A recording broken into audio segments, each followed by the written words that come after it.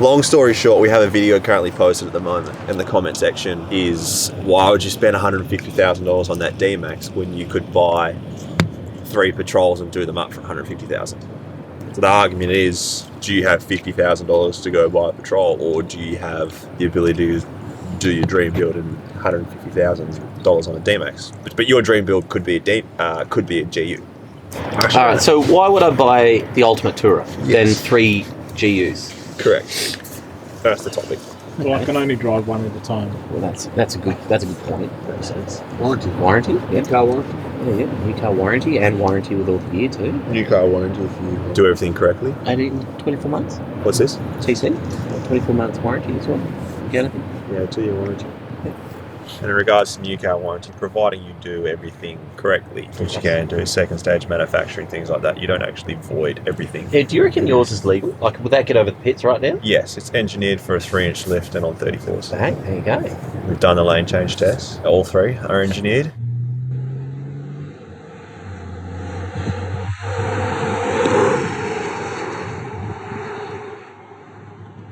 Obviously, there's different restrictions with each car. Obviously, with GUs, you can go 4 inches plus, but WA road rules or DOT only permits you to go 75 mils lift and suspension. You can do 50 mils in body lift, and then you can increase the rolling diameter of your tyre by 50 mil from factory. So that's good, but obviously not so good if you want to go bigger, but you can. You won't get past and you won't be covered by insurance. Do you have any cooking utensils in the back of your car? Unfortunately, with my car, I do not. It's purely set up to just drive. It's also my daily driver. Like, both these cars are your daily driver, except there's nothing in the back. But in regards to building a Tourer, a dual cab's probably the better option because you can carry a bigger payload. Like, that's engineered for a 3.6 ton GVM. The D-Max is engineered for a 3.5 ton, whereas the Patrol you can only get a 3.3 ton GVM. But it is a coiled rear, not traditionally built to take a lot of weight, and also the engine in there probably needs a little bit of work, being the mighty ZD, to carry that weight with it. But 2 different complete styles of suspension setup, like probably a little bit more capable off-road in regards to tracks, but more capable off-road in regards to being a Tourer. These cars aren't built to climb rock walls, whereas you could probably build a GU out to do that sort of thing, but then are you willing to bash up a brand new car? I'll be honest, I'm not buying a next-gen Ranger to climb rock walls. Correct. Like, you're just not, are you? No. Like, I understand the argument. I understand the argument, and people jump on the videos and go, right, look, you could spend that money on a brand new car,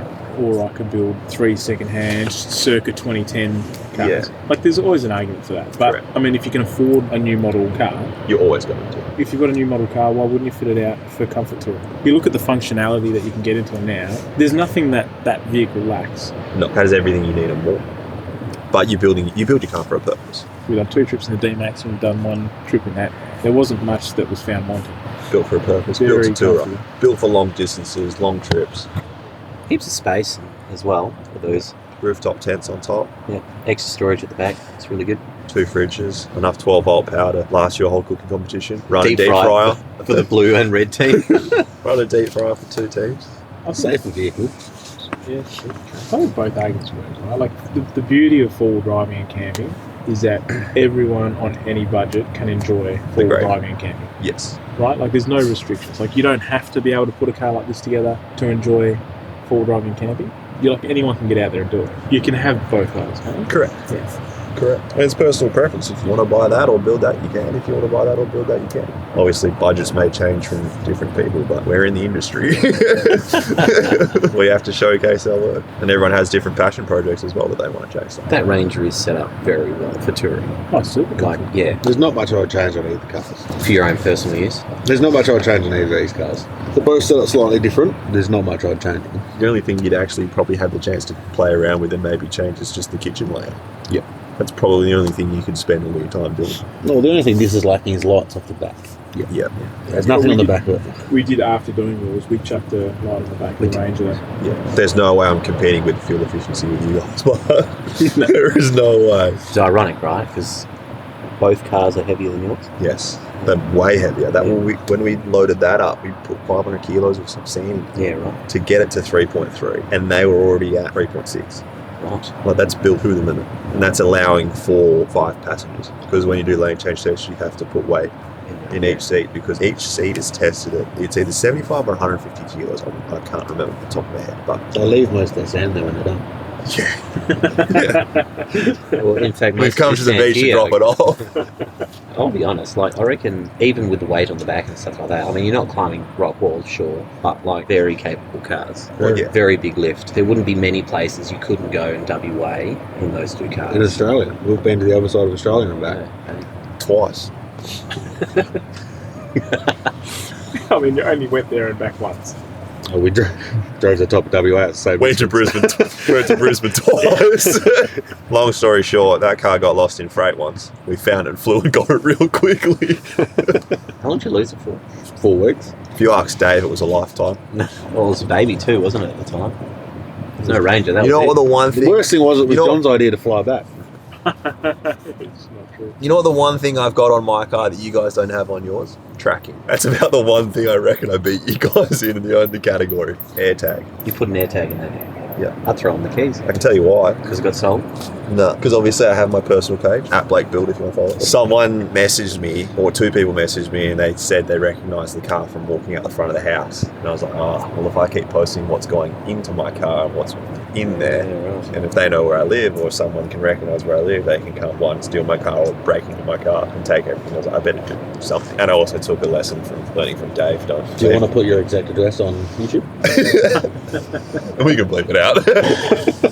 While we're on the arguments, Jay, are we going the cost of paying to have accessories fitted versus DIY? Endless questions to it. Do it yourself, save money, possibility of not doing it right. Which is a worry with the 12-volt. I mean, you could wire up your 12-volt wrong, short circuit something, set your whole car on fire. Install the wrong suspension parts, not know the correct way. Install your shocks upside down, not do brake lines or something like that. I don't know, like, that's why you go to a professional, because that's what they do. That's what you pay for. You pay for a service, you pay for a warranty.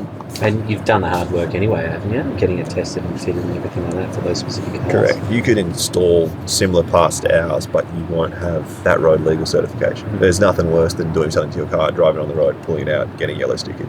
That's an expensive task. By the time you spent your own labour hours doing it, undoing it, putting it back in, costed yourself money, you may as well just use that money and go on to the professional and get it done right the first time. Poor man pays twice, huh? Correct. I love the Facebook comment. And the argument doesn't make sense to me. When people are like, because you put the what we fitted and you put the price up, and everyone's like, oh, I can fit it myself for cheaper. I'm like, Yes. sure.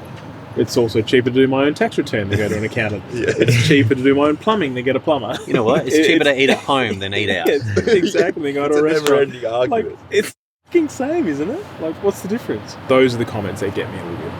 It's like Because I don't see how it's different to any profession. it's like me getting a quote to do the swivel hub on the front of my car. It's like $2,000, and I was like, no, I can do it myself. But me doing it myself would probably take me a whole weekend, maybe even two. I lose my car. If something goes wrong, I'm screwed. Or I could just pay someone $2,000. And what do you value your time at as well? Correct. Like, if I know what I value my time at and what's more efficient, I'd rather leave my car with someone for 8 hours, have it done properly, get in my car, drive away, and then know that I have a warranty on top of that. So if something does go wrong, I can be like, hey, look, I think something's happening. Can you guys take a look at it? And they go, yeah, sure. Whereas if I do it myself, I could ruin more stuff. My car could be off the road for longer, and then I've got no car and I'm running to work. The age-old argument is like you do it once, or you can do it again. But If you do How many run to times it are you for one doing? week- If you do run to it for 1 week, you might get there. Traffic's pretty good. I've only got 90 horsepower in this thing. You guys have got double. which one would you have, Blake, out of the two rigs? I know you're Team Red, so you're a little bit biased. But which one would Oh, you have? out of the Ranger or the D-Max? I like the D-Max more. I mean, we still haven't been able to utilise the full power of the Ranger. Like, it'll be interesting to see what we can do in that regards, but we do things like that. We do void warranties and things like that, but we know the risks that we take. And we have partners that we work with that do the R&D and make sure everything's safe, and they don't sell things to the public that they aren't Happy with? or trust in their own product. So we have a healthy partnership with Reaper, and they've tuned the D-Max, and it's been going strong, and it's done what? 10, 15,000 Ks now on that tune. We've had no problems. If anything, we've gained more fuel efficiency and a bit more torque down below. But yeah, Or are D-Max. you biased? I'm D-Max. No, I generally prefer the D-Max.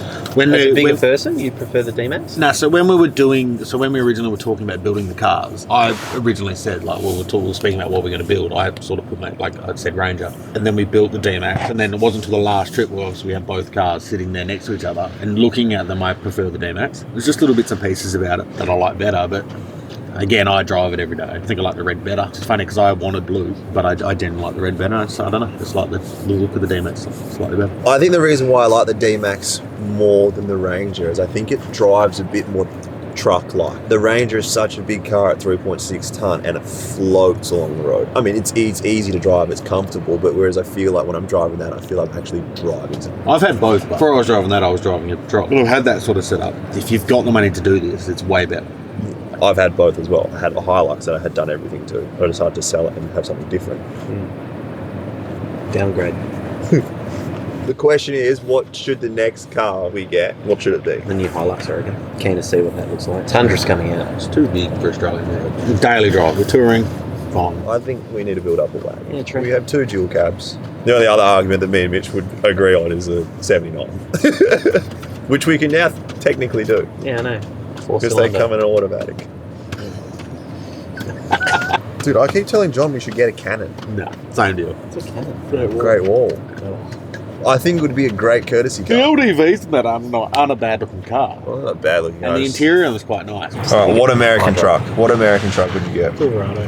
1500? That was always been my favourite, hasn't it? TRXs are growing on me. Yeah. The Big Rams. I'd go a F-150 Raptor. But I do love 1500 Silverado. I do love it. I reckon the front end on them so nice. Bull bar, no bull bar. It'd have to have a bull bar because you have to get it higher, right? Like it's very low to the ground, the front bumper. If a kangaroo jumps, your bull bar ain't stopping it. The windshield is. Yeah, I'm big no bull bar guy. I am? Big no bull bar. I know, I hate it. $600 to get a GU bumper. Plus paint on top of that, so like another 300. I can't drive the car fast enough anyway to damage the front end. You're going slower downhill today than what you were uphill. It's the only time I could overtake.